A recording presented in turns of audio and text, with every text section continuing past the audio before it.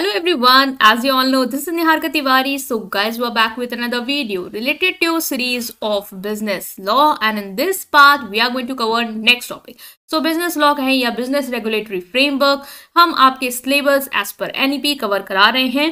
Telegram Instagram में join कर सकते हैं. टेलीग्राम ग्रुप है कॉमर्स ग्रुप SWNT. अगर आपको ये सारे नोट्स चाहिए आप वहां ज्वाइन करेंगे, वहां आपको मिल जाएंगे. राइट, जाके फाइल्स वाले सेक्शन में चेक आउट कीजिएगा. ठीक है, सो इस वीडियो को हम स्टार्ट कर रहे हैं और ये बहुत इंपॉर्टेंट टॉपिक होने वाला है. So without any further delay let's start this video.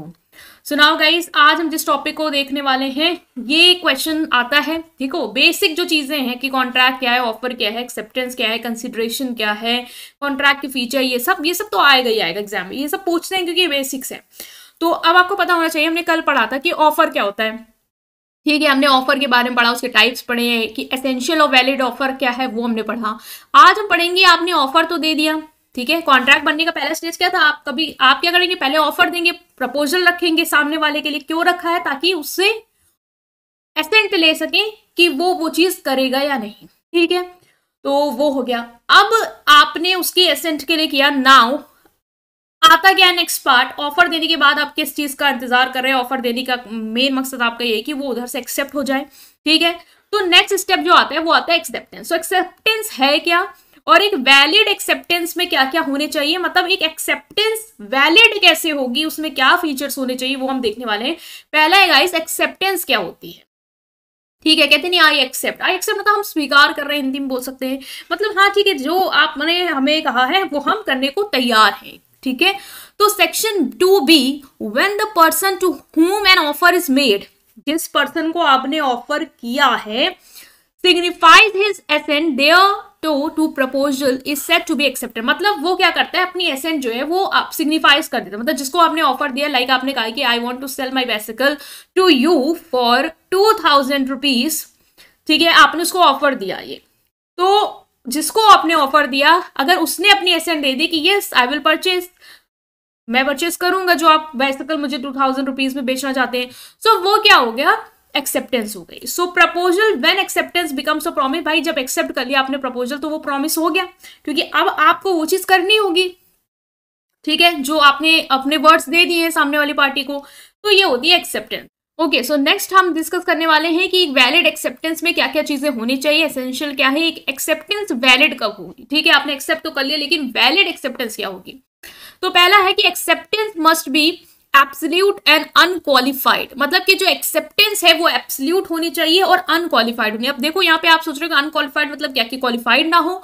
अब देखो समझो, यहाँ पे there must be an absolute and unqualified acceptance of all the terms of the offer. मतलब जो भी आपको ऑफर आया, उसकी जो भी टर्म्स एंड कंडीशन है, उसके अकॉर्डिंग जो आपकी एक्सेप्टेंस है वो एब्सोल्यूट होनी चाहिए. मतलब कि जो भी कंडीशन के साथ आपको ऑफर दिया गया, आपने उसी तरीके से उसको क्या किया है, एक्सेप्ट किया है. मतलब उसी टर्म्स एंड कंडीशन में, उसी फीचर्स के साथ जो आपको दिए गए हैं. ठीक है, तो एब्सोल्यूट मतलब क्या है कि एकदम समझ लो कि सामने वाली पार्टी जो भी आपको चीजें ऑफर कर रही है, उसमें क्या क्या चीजें हैं जो आपको करनी है, उसके टर्म्स एंड कंडीशन क्या है, उसके बाद ही आप क्या करो, उसको बेसिकली एक्सेप्ट करो. तो ऐसी एक्सेप्टेंस जिसमें आपने समझ के एक्सेप्ट किया है, पहली तो वो एक्सेप्टेंस होनी चाहिए. दूसरा है अनक्वालिफाइड एक्सेप्टेंस. अनक्वालिफाइड एक्सेप्टेंस से मतलब ये है कि आपको जिस तरीके का ऑफर दिया गया है, जिस कंडीशन के साथ दिया, आपने उसको उसी फॉर्म में एक्सेप्ट किया. मतलब ओरिजिनल ऑफर जैसा था आपने उसको वैसे एक्सेप्ट किया. क्वालिफाइड मतलब यहाँ पे क्या होता है in term of contract, qualified acceptance वो होती है जहां पे आप कुछ कंडीशन अपनी तरफ से रख देते हो, कुछ चेंजेस कर देते हो ओरिजिनल ऑफर में. तो उस केस में उसको हम क्या कहेंगे कि ओरिजिनल ऑफर बेसिकली आपने रिजेक्ट मार दिया है, आपने अपने तरफ से नया एक काउंटर ऑफर दे दिया है. ठीक है, तो वो नहीं होना चाहिए. तो एक्सेप्टेंस जो होनी चाहिए वो पहली बात तो आपकी कैसी होनी चाहिए, अनक्वालिफाइड होनी चाहिए. मतलब जो भी टर्म्स एंड कंडीशन आपको दिए गए हैं, आपने उसी टर्म्स एंड कंडीशन के साथ बिना कोई अपनी कंडीशन लगाए आपने उसको ओरिजिनल ऑफर को एक्सेप्ट किया. लाइक मैंने आपको अगर ऑफर किया है कि मैं अपनी जो कार है वो 15 मान लो 45,000 में बेचना चाहती हूँ. ठीक है, बिना किसी, तो आपने उसको वैसे ही एक्सेप्ट कर लिया. आपने ये नहीं कहा कि नहीं मुझे कोई और कंडीशन रखनी उसके बाद में एक्सेप्ट करूँ, वो नहीं हुआ यहाँ पे.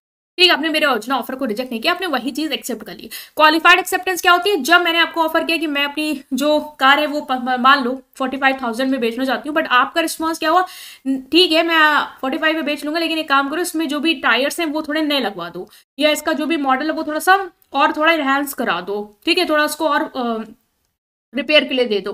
तो फिर आपने मेरे जो ओरिजिनल ऑफर था, जो मैं सिर्फ आपको कार ही दे रही थी, बेसिकली मैं कुछ नहीं लगा रही थी उसके साथ, तो आपने उसको रिजेक्ट मार दिया, आपने अपने टर्म्स एंड कंडीशन के साथ एक काउंटर ऑफर मेरे सामने रख दिया।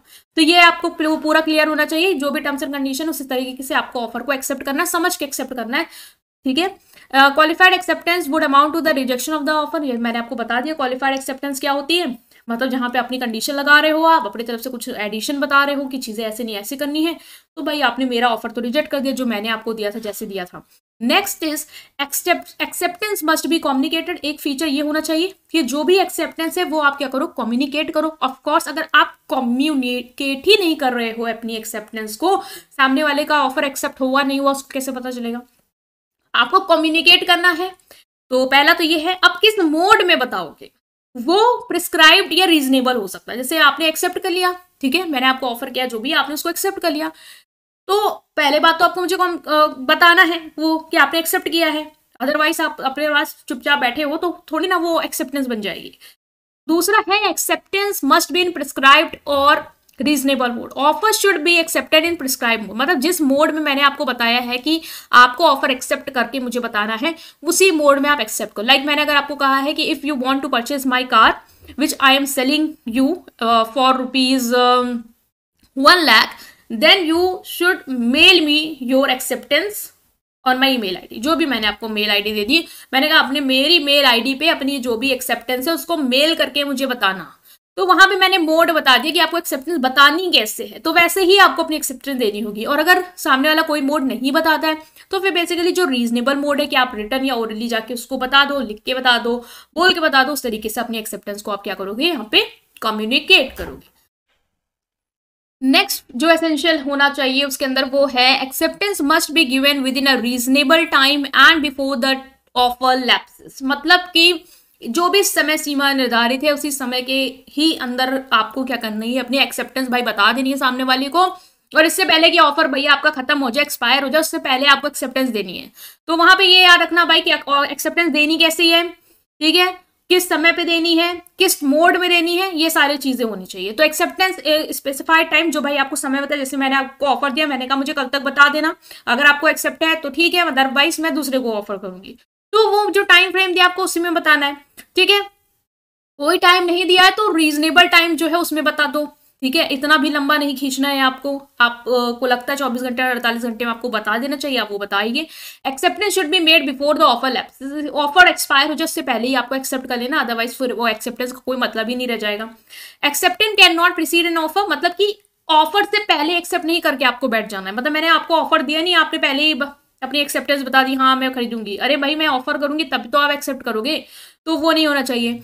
Next is acceptance must be given only by the person to whom the offer is made, जिसको ऑफर दिया गया है उसी से ही एक्सेप्टेंस चाहिए।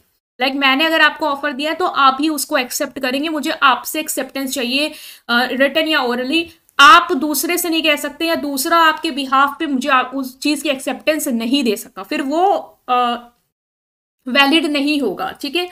तो एक्सेप्टेंस सिर्फ वही पर्सन देगा जिसको ऑफर दिया गया है, अगर कोई दूसरा पर्सन देता है उसकी कंसेंट के बिना तो फिर वो मान्य नहीं होगा, ठीक है।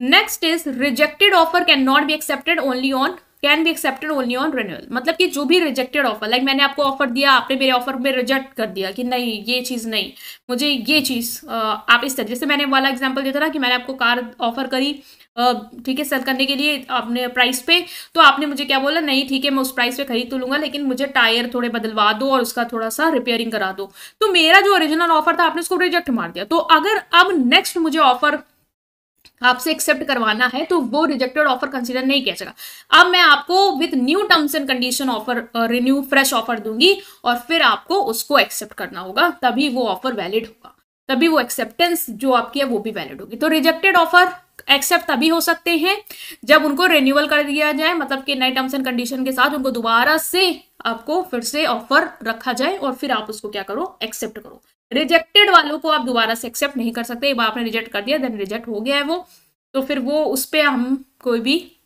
आगे प्रोसेस नहीं करेंगे।